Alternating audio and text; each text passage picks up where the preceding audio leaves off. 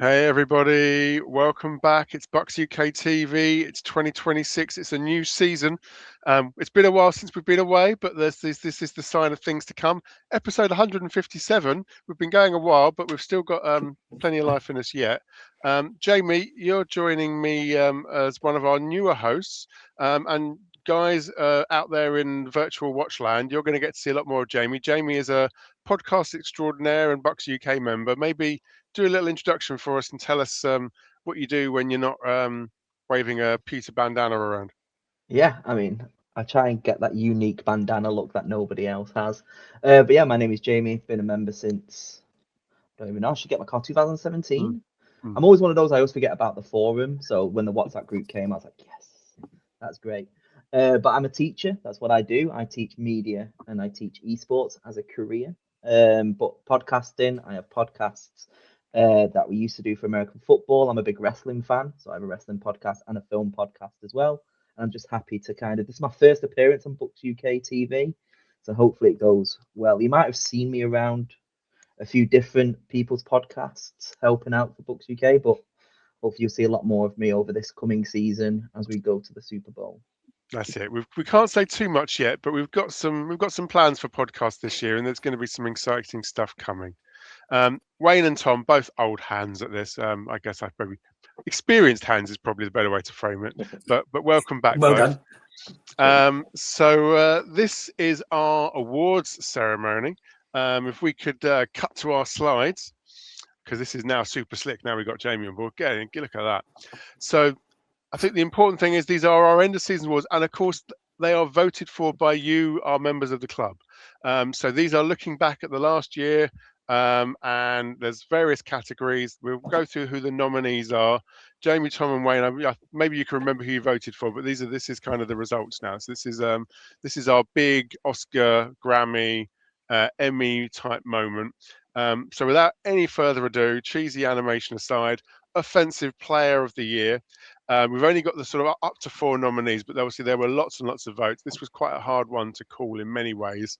Votes were evenly split, spoilers. So we've got our Emeka Egbuka, Mike Evans, so the receiving core featuring large in the nominations. No surprises, Baker Mayfield and Tristan Wirfs. So let's start with you, Tom. Who takes your fancy there? If you were a betting man, which I think you For are. me, but yeah, a little bit. Baker would be my pick, I think, out of the 4. Being there pretty much all of the year. We had a fair few injuries. I think Emeka was good for the start of the year, then sort of faded as his rookie year went on a little bit. Mike obviously had his injury. Tristan was out for a bit. I think Baker was the one that was carrying us at certain points of the season for me. Wayne, you agree with that? Yeah, I do. I think Baker put the excitement back in the game. Some of his runs and always his gritty play was something to behold at times. This year were the odd mistakes, but that's Baker, isn't it, at the end of the day? And when he got injured, well, we assume he got injured. That's when it dipped a little bit. But I think you're right. I think Baker's got to be odds-on favourite. And Jamie, speaking of injuries, obviously Mike Evans, on the one hand, he did quite well to be a nomination here. I think maybe there's some rose-tinted specs, or we're cutting him a bit of slack with the longer-term outlook.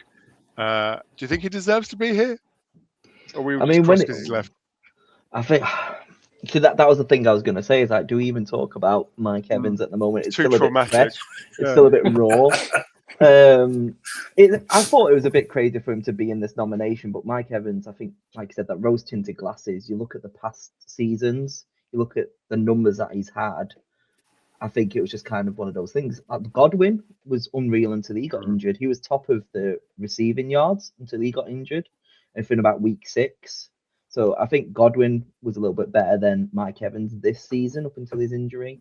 Emeka came in unbelievably, but it is Baker Mayfield for me. Yeah. I think like Wayne said, just that energy. Like when he came in, he was literally leading that team. Like when we were struggling, he was running down the field. He was putting his body on the line. That's what we want. So many third downs where you knew that he was going to just end up on a bootleg and try and put his head down and give everything he got, body on the line, everything. Absolutely. Well, I think also, He we haven't said doesn't much about slide, does he? That's the thing. we haven't said much about Tristan Wirfs, but if Baker is rolling out there, Tristan's probably the one blocking for him. And I just think, lastly, Amika, we shouldn't write off either. To be a nominee for Offensive Player of the Year and to be a rookie, I think is quite impressive also. But you're probably not going to be too surprised when I say the winner is Baker Mayfield. So you all called it. If we've got a scoreboard, you can all get a mark for that. But warn you, it's a bit like QI. If you say anything stupid, there'll be an awooga coming up. So we'll move on to then Defensive Player of the Year. Possibly a little harder to call. I think Wayne, we might start with you because I know you had some views on how the defense panned out this year. But again, it might be a bit raw, a bit fresh still. Levante David in there, Tyke Smith, Vita Vea, and Antoine Winfield Jr. Wayne.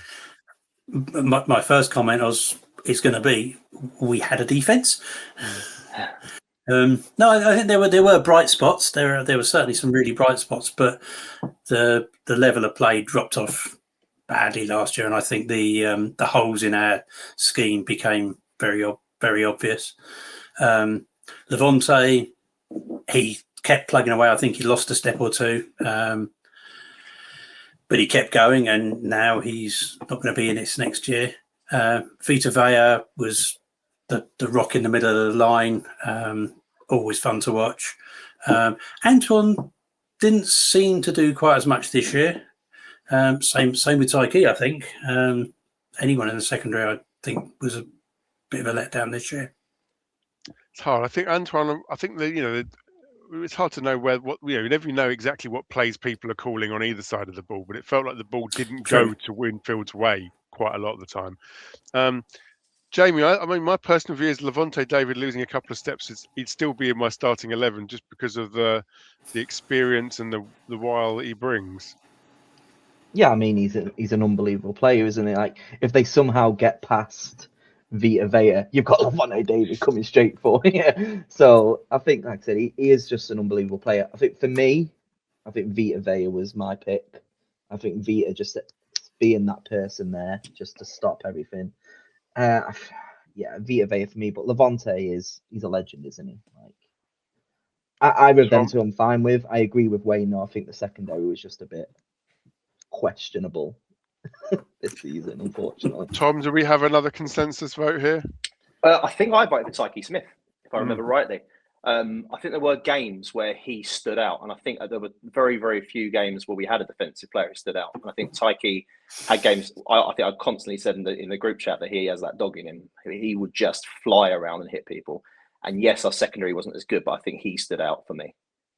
Yeah, and the future probably looks relatively bright in that regard. Although I wouldn't be. My personal Mystic Meg prediction is that we're going to be drafting heavily on the defensive side. I don't think you've got to be a rocket scientist to say that's probably where we're going. But there's still some good solid foundations with people like Tyke around, I think. Okay then, so without further ado, cliche, the winner is Levante David. So from a Bucs UK member perspective, he definitely goes out on a high. He will be hugely missed. It was really nice to see him go out on his own terms, it's felt like, and really have that moment to shine in the sun.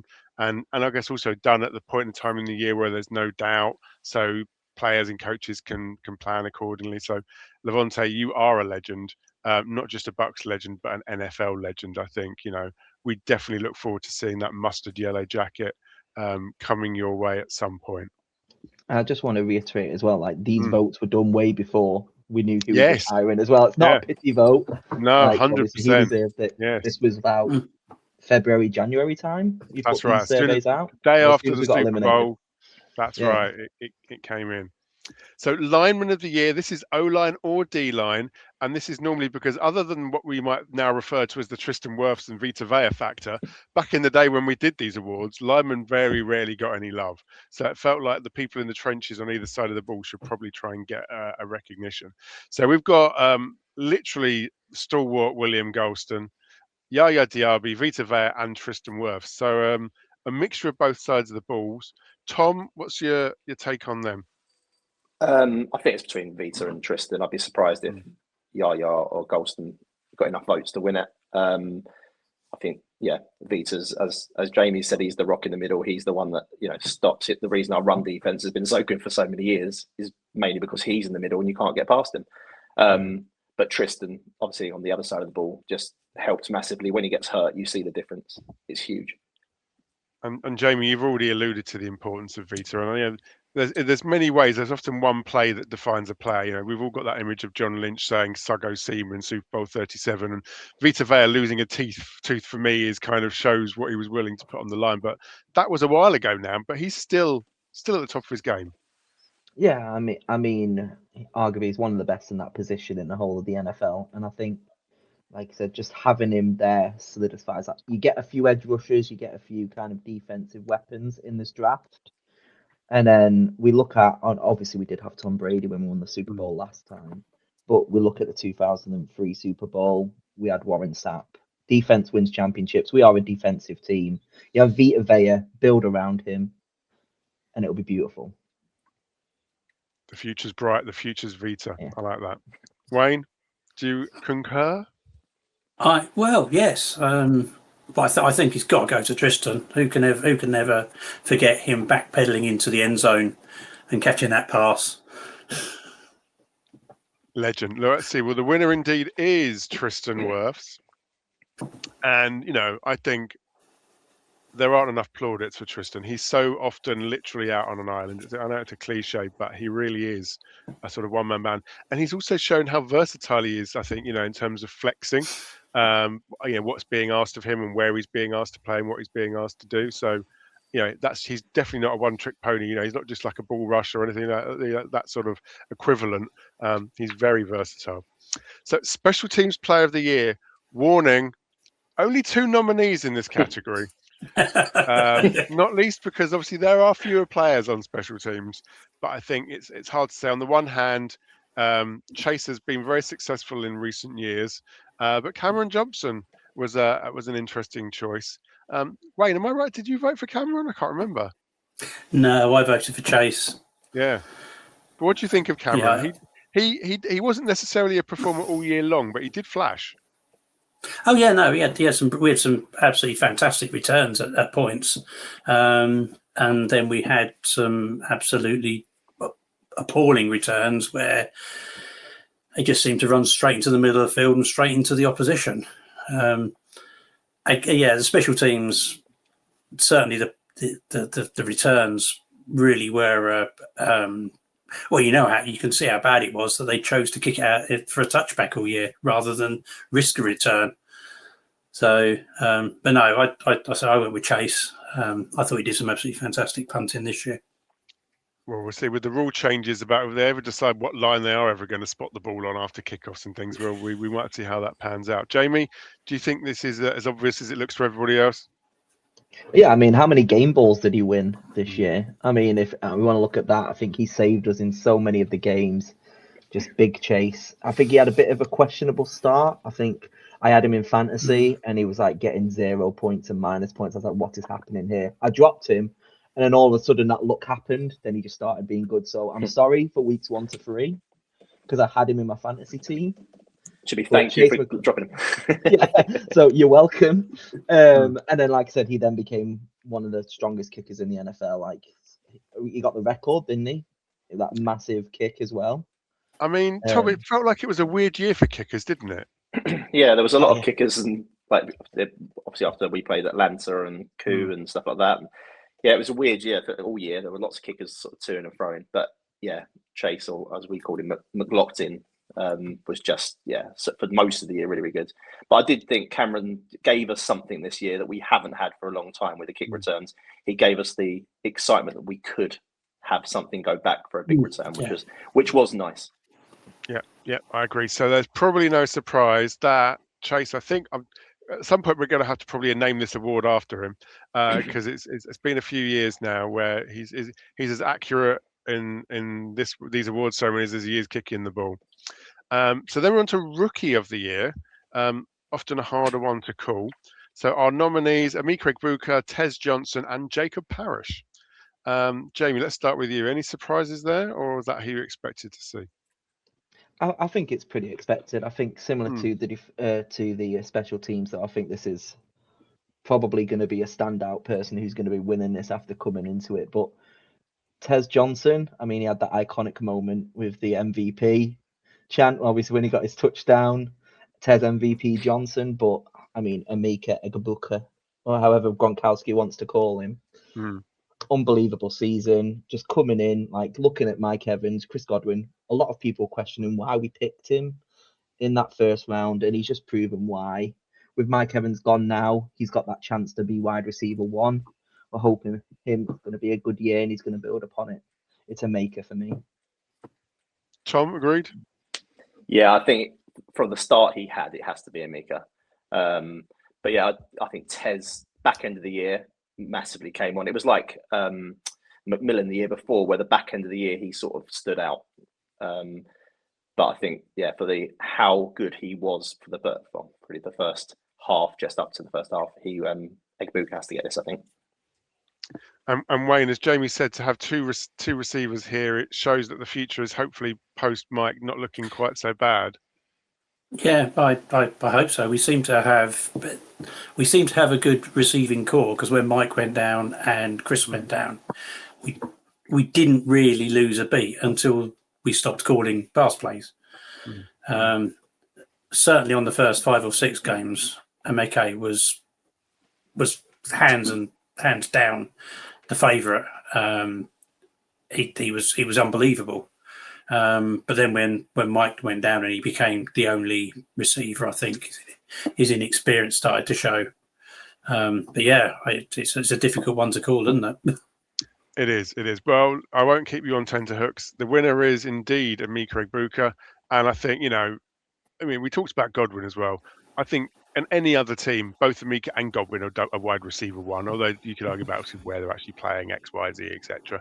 And let's not forget the tight end love as well. So tight ends can catch too. So that's all nice and positive. And then one of the more coveted positions, favourite Buccaneers player, and again, before people were leaving, before people were retiring, this was literally done in the death knell of the season. So let's see where votes went. So we've got Levante David, Mike Evans, Baker Mayfield, and Vita Vea.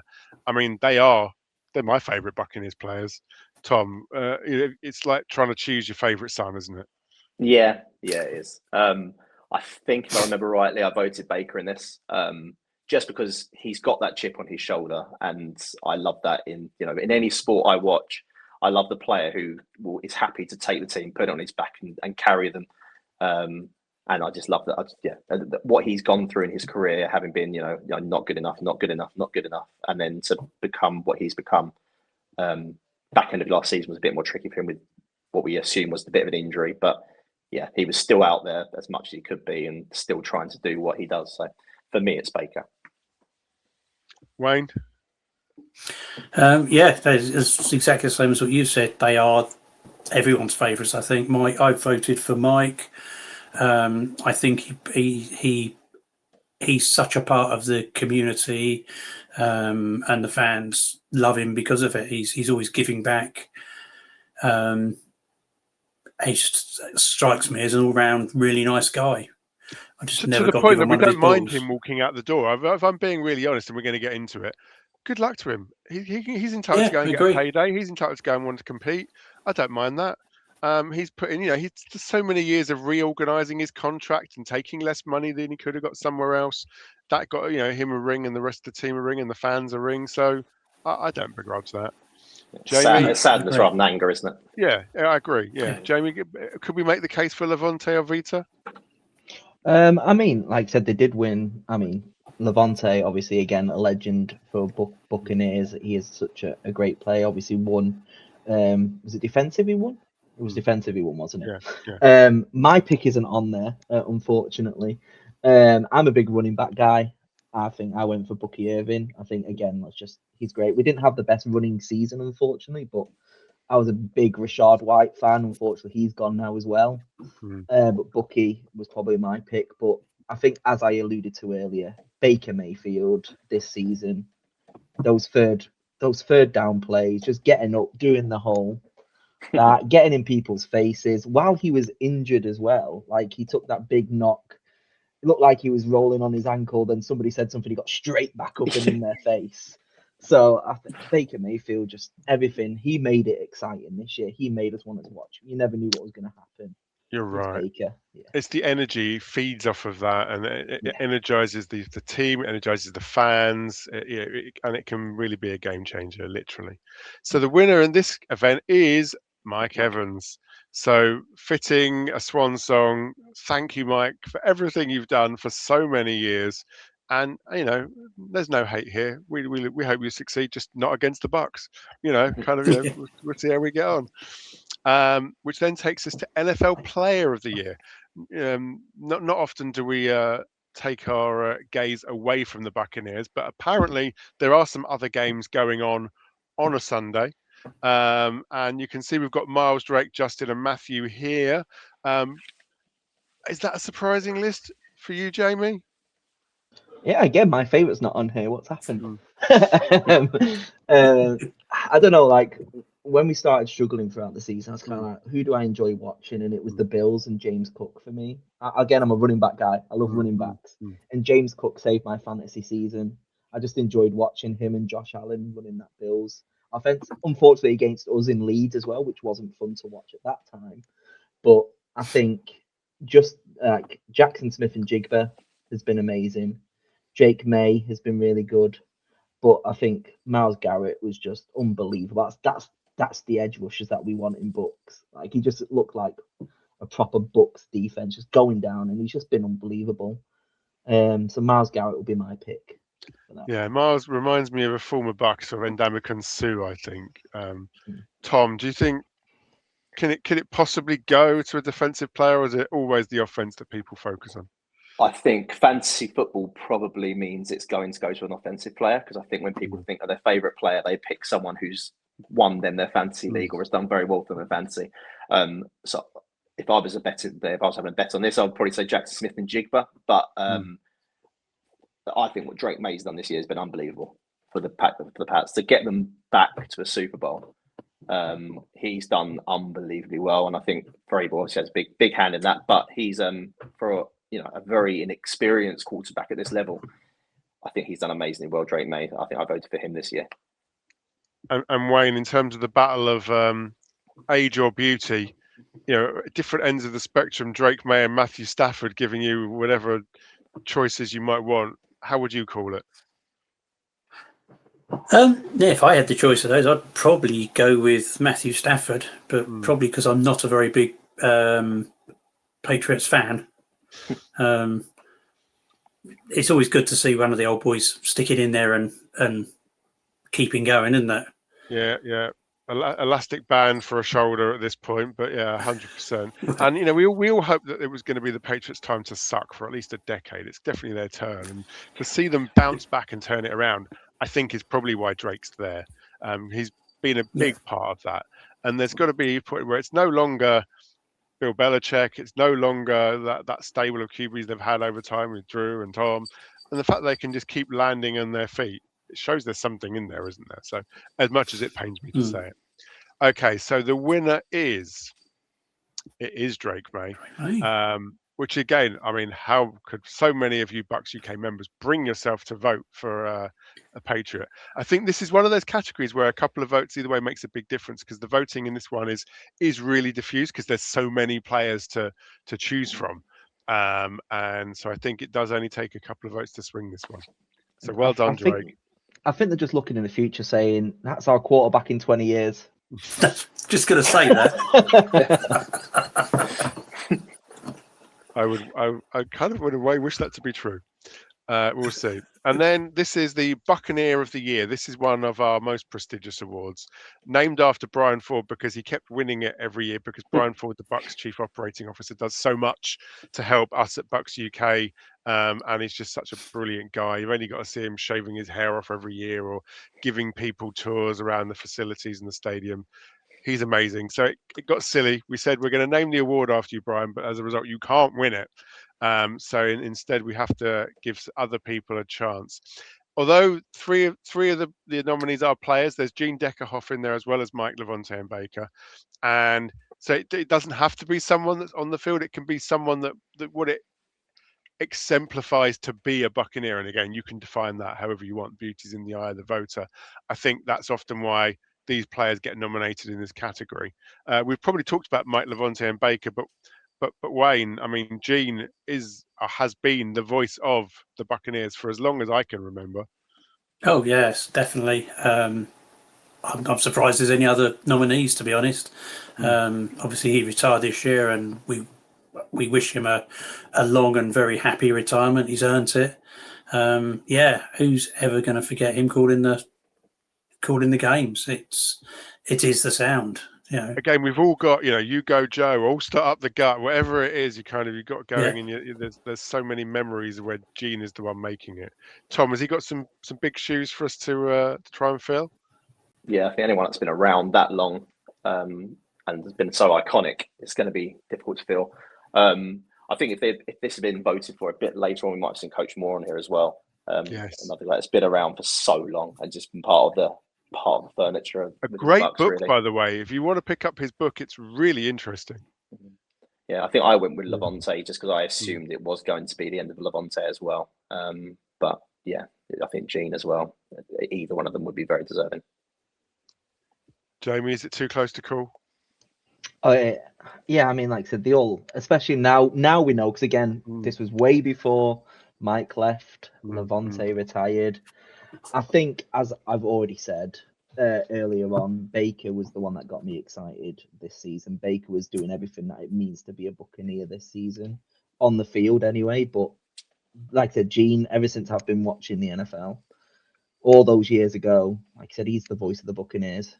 Like, it's going to be different next season listening to somebody else trying to call those games. But Baker for me. Well, let's find out, because the Buccaneer of the Year is indeed Gene Deckerhoff. I think, and this was, again, just a couple of votes in it, really, really hard to place against Levante David. I think, Tom, you're right. People probably had an inkling that Levante might be hanging up his cleats. So that concludes our awards ceremony. But so there's probably just a few things to say about what's happening this year. I'll go first, but then maybe Jamie, you can talk a little bit about social media and tell us about some of the competitions, and maybe Wayne and Tom just remind people why it's good to become a member of Bucs UK. But first and foremost, Bucs UK will be doffing its hat stateside on the 4th of July, July 4th. Your American Independence Day is going to be Bucs UK AGM Day. The annual general meeting, we get together. It's still on the outskirts of London this year at the Red Lion pub, where we will be doing a bit of formality about accounts and asking questions. That's nice. But the main thing, Wayne, is, of course, cornhole. It's all about cornhole. And I will get mine out in practice. Yeah. It gets very, very competitive with singles and doubles. There's 3 sets of cornhole. There are a lot of tossers in Bucs UK, and we'll be doing our best to try and defend their trophy, I'm sure. If you haven't already renewed for the year, click on bucsuk.org, and the join button is your friend. Thank you. That's great. And Jamie, one of the big things we do, there's so many prize competitions out there. We have our ultimate competition, our eliminator competitions. Every week you can win prizes. What did you manage to snag? I mean, I kind of alluded to it earlier. I always forget about the forum, and this year I was like, I'm going to make a conscious effort to go onto it. And I saw there was this last team standing where basically you pick a different team each week and they have to keep winning and winning and winning. And I managed to win it all. And I don't know how, but I did it. It went all the way to the postseason, but I got the signed Johnson jersey, which is absolutely beautiful. It's been in its wrapper. I need to get a frame for it. I'm going to get it beautifully on the wall. Hope maybe around here, ready. So I'll actually have a nice background when we are looking at the future of Bucs UK TV, and hopefully we're going to be doing some more down the line that I'll have a better background than my dirty kitchen. Brilliant. And if you're interested in getting involved in that, absolutely all members are more than welcome to come along and have a go. So yeah, bucsuk.org, and there's a contact us form you can click on there, or mail@bucsuk.org, and or just reach out to us on the WhatsApp, on the forum, or however, and we'll put you in touch with Jamie and we'll make it happen. And Tom, obviously we talked about the forum, we talked about WhatsApp. What's it like being part of the community, and why should people get involved? It's great. Before I was pre-COVID, I was sat in my front room watching games, and now as I'm watching games, I've got either a video call with some of the guys in Bucs UK, or I'm on the WhatsApp group talking to everybody, or I'm on the forum talking to everyone. We go through the highs and the lows. We call it a bit of it's like group therapy, because it is at times we need it. All of us need it. It's you're not going through it on your own. And just the community at the watch parties and stuff like that is great. So definitely something good to be part of. Absolutely, yeah. We message during the games, we chat during the games online, and so we there's lots of meetups and things, and watch parties to get along in person. Lots of people are coming to the watch parties and the AGM and stuff by themselves. It's very friendly. It's very welcoming. If you're a fan of the Bucs in the UK, you need to kind of get involved. And this is the UK's longest running NFL fan club, more than 40 years. So come and be part of something special. So thank you all. Jamie, I'm looking forward to. I'll still be around. I'm handing the baton over, but I still want to be involved because I love it. It's great fun. And Wayne and Tom, thank you. I'm sure you'll be back as the year goes on as well. Oh yeah. Thank you guys for watching. The obligatory press the bell, subscribe, like, follow us on all the socials, all of that sort of cheesy stuff. That'd be really helpful. Comment on the video. Tell us if you thought the winners or the nominees were right. And if I promise you, if all votes were counted, so it was a thoroughly democratic process. But thank you all again, and we'll see you really soon. And as ever, go Bucs! Go Bucs! Go Bucs!